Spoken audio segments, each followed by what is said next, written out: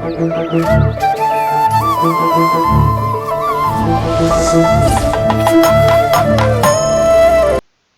தேர்ந்தெடுத்திருந்தா கூட சூர்யாவுக்கு இப்படி ஒரு மனைவி கிடைத்திருக்க மாட்டார். அவர் மருமகள் அல்ல, என் மகள் என்று சிவக்குமாரால் பொது மேடையில் நெகிழ்ச்சியோடு பாராட்டப்பட்டவர் ஜோதிகா.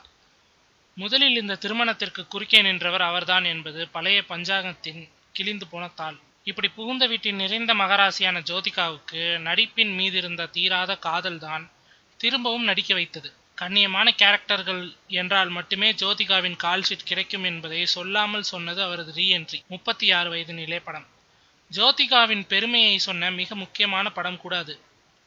தற்போது தேசிய விருது பெற்ற குற்றம் கடிதல் பட இயக்குனர் பிரம்மாவின் இயக்கத்தில் மகளிர் மட்டும் என்ற படத்தில் நடித்து வருகிறார் அவர்.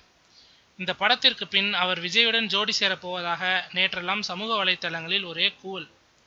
அட்லி இயக்கவிருக்கும் இந்த புதிய படத்தில் 3 ஹீரோயின்கள் என்றும் அதில் ஒருவர் ஜோதிகா என்றும் கூவியது அந்த செய்தி. ஆனால் சம்பந்தப்பட்ட ஜோதிகா தரப்பிலிருந்து துளி சத்தமும் இல்லை. இந்த நிலையில தான் இன்று அந்த செய்தியை ஒரேடியாக மறுத்திருக்கிறது அட்லி வட்டாரம்.